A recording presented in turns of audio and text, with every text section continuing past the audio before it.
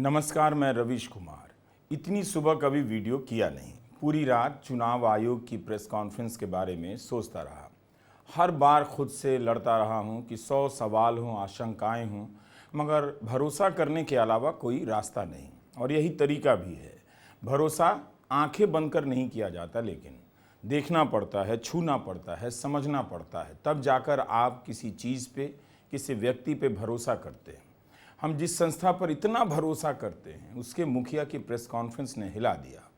मुख्य चुनाव आयुक्त ने जिस तरह से विपक्ष को टारगेट किया, उस पर उन्हें सोचना चाहिए। इन्हीं सब वजहों से होता यह है कि संस्थाओं की विश्वसनीयता को लेकर, उनकी निष्पक्षता को लेकर सवाल उठने लग जाते हैं। एक संवैधानिक संस्था के प्रमुख को टूल किट और नैरेटिव जैसे पिटे हुए शब्दों का इस्तेमाल नहीं करना चाहिए था।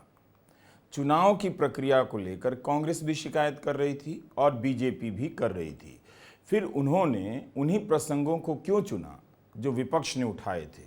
ज़रूर कुछ शिकायतें बेवजह रही होंगी, हो जाती हैं, लेकिन सभी को नैरेटिव और टूल किट में समेटकर मुख्य चुनाव आयुक्त ने ठीक नहीं किया। आपको सोचना चाहिए, आज ही सोचना चाहिए। मुख्य चुनाव आयुक्त ने फॉर्म 17C को लेकर जो बहस चली है, उसका कितना मजाक उड़ाया कि देश में यह सबसे चर्चित फॉर्म हो गया है। सब यूपीएससी वाले बच्चों की तैयारी करनी चाहिए फॉर्म 17C की, पर इसमें गलत क्या है? यूपीएससी की तैयारी करने वालों को भी फॉर्म 17C के बारे में भी जानना चाहिए। चुनाव आयोग के ड्राइवर को भी जानना चाहिए, मुझे भी जानना चाहिए, हर नेता, हर कार्यकर्ता, हर वोटर को जानना चाहिए। इसमें मजाक उड़ाने वाली बात क्या है? दिक्कत क्यों हुई इससे? यह भाषा ठीक नहीं लगी। ईवीएम को लेकर कोई सवाल करता है, आपको दिक्कत हो रही थी, क्यों दिक्कत हो रही थी? लेकिन फॉर्म के बारे में, रिटर्निंग अफसर के दायित्वों के बारे में जब लोग पूछने लगे, लिखने लगे, बोलने लगे, उससे भी आपको दिक्कत होने लगी।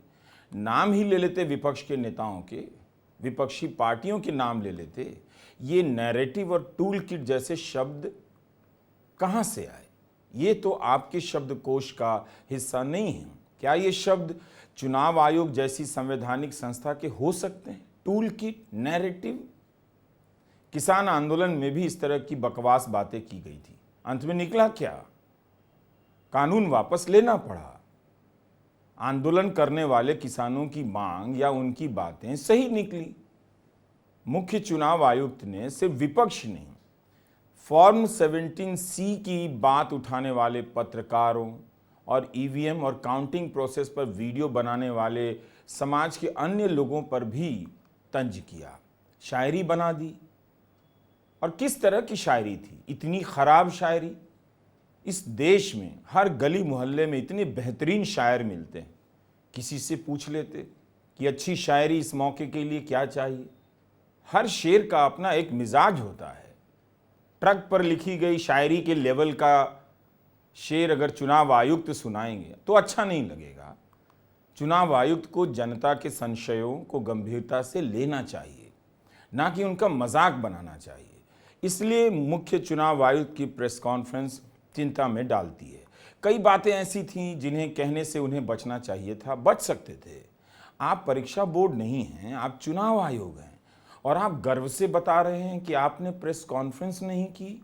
क्या आपको पता भी है कि आप क्या कर रहे हैं, क्या कह रहे हैं? चुनाव के समय में चुनाव आयोग प्रेस कॉन्फ्रेंस नहीं करेगा। क्या आप समझ रहे हैं इन बातों से चुनाव आयोग क्या संकेत दे रहा है? लोगों का भरोसा कितना हिल जाएगा? मुख्य चुनाव आयुक्त कह रहे हैं कि प्रेस रिलीज, प्रेस नोट जारी कर दिया गया। क्या भारत का चुनाव आयोग किसी मल्टीनेशनल कंपनी की वेबसाइट है कि वहां कोई आदमी बात नहीं करेगा? कंप्यूटर पर सवाल छोड़ दीजिए, मिला तो मिला जवाब, नहीं तो भूल जाइए। 2.5 महीने में एक भी प्रेस कॉन्फ्रेंस नहीं हुई। क्यों नहीं हुई? किन सवालों से आप बच रहे थे? अगर ये सवाल मुश्किल नहीं थे तो आपको प्रेस कॉन्फ्रेंस करनी चाहिए थे। जितना ज्यादा सवाल आता, आप जवाब देते, लोगों में विश्वास बढ़ता। क्या अब यह भी आप बताने जा रहे हैं कि जवाब देने से, सूचनाएं बार बार दोहराने से विश्वास नहीं बढ़ता है? कमाल है। इसका जवाब यह कभी नहीं हो सकता है कि आप प्रेस नोट जारी कर रहे थे। 100 प्रेस नोट तो आप 1000 जारी कर देते, 1 लाख जारी कर देते। दफ्तर में और भी फाइलें मूव हुई होंगी, उनके पन्नों को भी जोड़ देते तो लाख में पहुंच जाती संख्या। इस जवाब से मुख्य चुनाव आयुक्त खुद अपनी महान संस्था को संदेह के दायरे में लाते रहे। वे किसे सुनाने आए थे प्रेस कॉन्फ्रेंस में? 2.5 महीने तक एक भी प्रेस कॉन्फ्रेंस नहीं तो ना करते। लेकिन आप प्रेस कॉन्फ्रेंस में आकर बोल रहे हैं, प्रेस नोट जारी करने का रिकॉर्ड बना दिया। प्रेस कॉन्फ्रेंस में आप प्रेस कॉन्फ्रेंस का मजाक उड़ा रहे हैं। आपने 2.5 महीने इंतजार करवाया है, आप प्रेस नोट जारी कर देते। क्या प्रेस कॉन्फ्रेंस नहीं करने पे प्रेस नोट जारी नहीं कर सकते थे? लिख देते, बुला के पत्रकारों की। उनकी तो यही दुर्गति हो गई है, चिट्ठी लेकर चले जाते, आपके ट्विटर हैंडल से डाउनलोड कर लेते, छाप देते। कौन पूछ रहा है? 90% मीडिया तो इस देश में सवाल ही नहीं करता, और यही अविश्वास की वजह है। आप खुद गोदी मीडिया की हालत देख लीजिए। क्या उसकी हरकतों को देखकर, उसके कवरेज को देखकर लगता भी है कि देश में कोई संस्था जिंदा है? अगर जब जवाबदेही नहीं मांगी जाएगी, सवाल नहीं पूछा जाएगा, तो जनता अंधेरे में भटकती नजर आएगी। वो तरह तरह की आशंकाएं करेगी। वो जब सरकार पर कर सकती है तो आयोग पर भी करेगी। लेकिन आप इस मीडिया की हालत तो देखिए, एग्जिट पोल की हालत देखिए। ये अविश्वास बना कैसे? एग्जिट पोल ने क्या किया? एक ही पार्टी को लगभग एक ही तरह की संख्या 9 के 9 एग्जिट पोल दे रहे हैं। उनकी प्रक्रियाओं में बहुत गलती है, बहुत कमियां हैं, अपारदर्शिता है। पता नहीं है उन्होंने क्या सवाल पूछा, कितनों से पूछा भी या नहीं पूछा। तो उससे आशंकाएं बढ़ती हैं कि सारे एग्जिट पोल एक ही तरह की बात करते हैं। इस देश में एक नंबर चलता है जो बीजेपी के मुख्यालय से चलता है, 400 आएगा, फिर ओपिनियन पोल में 400 नंबर आता है, फिर एग्जिट पोल में वही नंबर आता है। और प्रधानमंत्री जब कहते हैं कि विपक्ष को कितना नंबर आएगा, कहते हैं राहुल गांधी की उम्र से भी कम कांग्रेस को नंबर आएगा, नेता विपक्ष का पद नहीं मिलेगा। यह प्रधानमंत्री ने कहा है। नेता विपक्ष का पद ना मिले, आप इसकी चिंता कर रहे हैं। 2 बार से इस देश में नेता विपक्ष का आधिकारिक पद नहीं है, और आप तीसरी बार भी कह रहे हैं। तो इतना एग्जैक्ट आप हो जा रहे हैं तो लोग आप पर सवाल ना करें। तो चुनाव आयोग को यह देखना चाहिए था कि इस तरह का जो वातावरण बनाया जा रहा है, किन कारणों से अविश्वास बढ़ रहा है, उस पर आप कह लीजिए। और अगर आप नहीं कह सकते हैं तो आप उसका मजाक मत उड़ाइए। ये मत बताने आइए कि प्रेस नोट जारी कर देना is equal to press conference. क्या भारत की जनता को यह बात समझ में नहीं आती? अब उसका दिमाग इतना बंद हो गया कि प्रेस नोट सिर्फ प्रेस के लिए होता है और एडवाइजरी राजनीतिक दलों और मतदाताओं के लिए होती है। क्या दोनों एक है? क्या दोनों को आप एक साथ गिन सकते हैं कि प्रेस नोट और एडवाइजरी मिला के 100 हो गए? मुख्य चुनाव आयुक्त ने कहा कि 100 प्रेस नोट जारी हुए और इसमें एडवाइजरी भी शामिल है।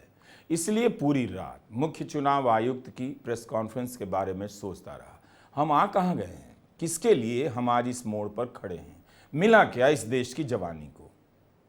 एक 3rd क्लास मीडिया हमारे पास है जिसके जरिए हम देश और सरकार का मूल्यांकन करते हैं। जब कर नहीं पाते हैं तो ये हालत होनी ही थी। मुख्य चुनाव आयुक्त को सोचना चाहिए कि उन्होंने इस तरह की बातें क्यों की। कोई भारत की महान जनता से इस तरह से बात करेगा कि हम प्रेस कॉन्फ्रेंस नहीं कर रहे थे लेकिन हम प्रेस नोट जारी कर रहे थे? आप गिन रहे थे, लोग तो यही नोट कर रहे थे कि आप प्रेस कॉन्फ्रेंस नहीं कर रहे थे। तभी तो लोग बेसिक सवालों को लेकर संदेह कर रहे थे और आप उन्हें सुनाना शुरू कर देते हैं, उलाहने देते हैं। होश मत गंवाइए, होश में आइए आप दर्शक भी। तीनों चुनाव आयोग बराबर होते हैं। मुख्य चुनाव आयुक्त ही प्रेस कॉन्फ्रेंस में बोलते रहे, गनीमत है मैं वहाँ नहीं था, मैं तो इतनी देर चुप नहीं रह सकता। लेकिन दोनों चुनाव आयुक्त जिस तरह से चुप रहे वो गजब की साधना है। ऐसा लग रहा था कि उन्हें चुप रहने के लिए प्रेस कॉन्फ्रेंस में आए, वो एक सैंपल बन गए चुप रहने के। कि 1 घंटा 1.5 घंटे की प्रेस कॉन्फ्रेंस में एक ही व्यक्ति बोल रहे हैं और 2 व्यक्ति किस तरह से चुप हैं। तो ये देश के लिए अच्छा उदाहरण नहीं है। अच्छा उदाहरण ये होता है किसी भी लोकतंत्र में कि बाकी 2 भी हिले डुले और कुछ बोले। फिर वो किस लिए लाए गए थे जब उन्हें बोलने नहीं दिया गया? यही वो चीज़ें हैं जो आपको हमेशा नज़र में रखनी चाहिए। यही वो बोलना है जो आपको बोलना चाहिए। दोनों चुनाव आयुक्त को भी अच्छा लगेगा कि किसी ने उनके लिए बोला, उनके चुप रहने को नोट किया। इतनी बड़ी संस्था है, तीनों आयुक्त आए हैं और दो केवल चुप बैठे हैं। कुछ अच्छा नहीं लगा। स्क्रोल की वेबसाइट पर इसकी एक रिपोर्ट है जिसकी बात करना चाहता हूँ। स्क्रोल के संवाददाता आयुष तिवारी ने एक सवाल पूछा था, तो जवाब किस तरह से आता है। आप एक तरफ यह बताने आए प्रेस कॉन्फ्रेंस में कि आप निष्पक्ष संस्था हैं, किसी के साथ भेदभाव नहीं करते हैं, और दूसरी तरफ संवाददाता से कह रहे हैं बीजेपी और कांग्रेस के दो बड़े नेताओं के खिलाफ एक्शन नहीं लेने का फैसला किया गया था।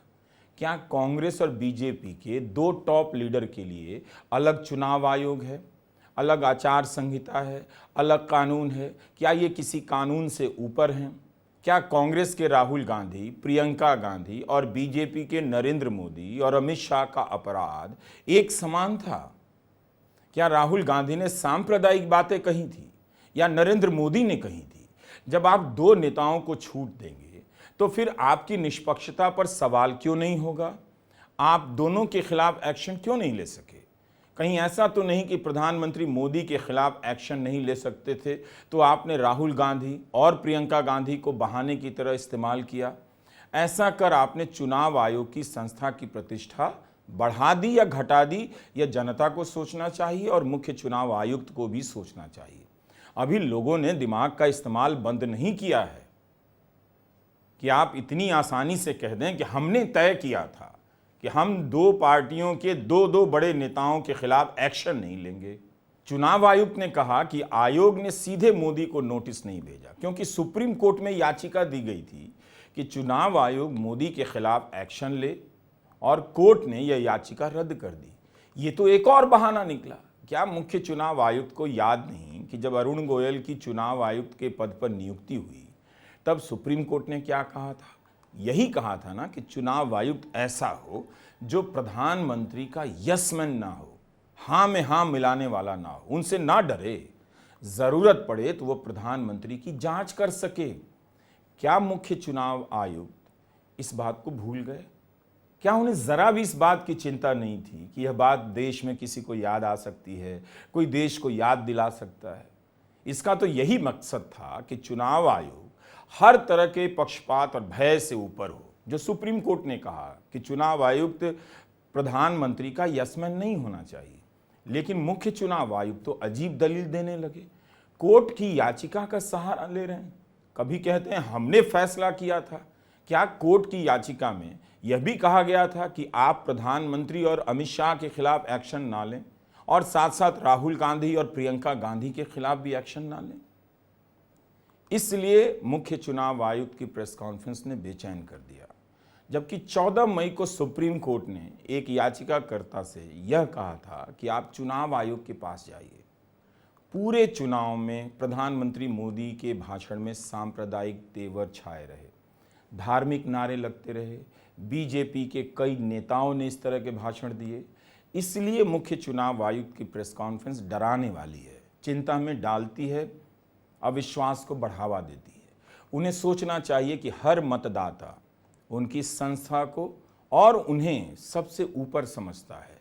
उन्हें बताने की ज़रूरत नहीं है कि वे सबसे ऊपर हैं।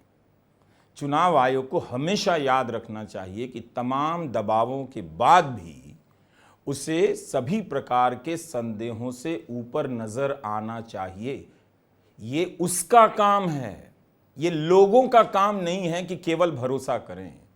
चुनाव आयोग का भी काम है कि वह लोगों में भरोसे को बनाए, इसलिए उसे संवैधानिक अधिकार दिए गए हैं। मुख्य चुनाव आयुक्त की प्रेस कॉन्फ्रेंस सुनकर बेहद अफसोस हुआ। उसी के आलोक में मैं आज के नतीजों को कैसे ना देखूं। मैं जानता हूं आज आप सभी का ध्यान आंकड़ों पर है, जीत के उत्साह और हार की हताशा पर, लेकिन आप संस्थाओं को भी तो देखिए। आपकी हताशा और उत्साह का आधार यही संस्थाएं हैं, इसके बिना आप कुछ भी नहीं। मुख्य चुनाव आयुक्त को अपनी प्रेस कॉन्फ्रेंस एक बार देखनी चाहिए। विजय बीजेपी को मिले या कांग्रेस को मिले, किसी को भी विजय मिले, उसके उत्साह में अपनी भाषा पर नियंत्रण नहीं खोना चाहिए। अगर आप उसके उत्साह में कि किसी की सरकार बन रही है, आप ऐसा कुछ भी ना बोलें कि दोनों में समानता नजर आए, दोनों के उत्साह में, आत्मविश्वास में समानता नजर आए। आज का दिन बहुत बड़ा है। इस दिन के आप साक्षी होने जा रहे हैं। आपकी आंखों के सामने सब कुछ गुजर रहा है, गुजर चुका है। भावनाओं से नहीं, अपने सही सही सवालों से आज के भारत का मूल्यांकन कीजिएगा। हम और आप इन्हीं संस्थाओं की वजह से हैं। ये संस्थाएं अगर नहीं होंगी तो हम ही नहीं, आप भी नहीं होंगे। नमस्कार, मैं रवीश कुमार।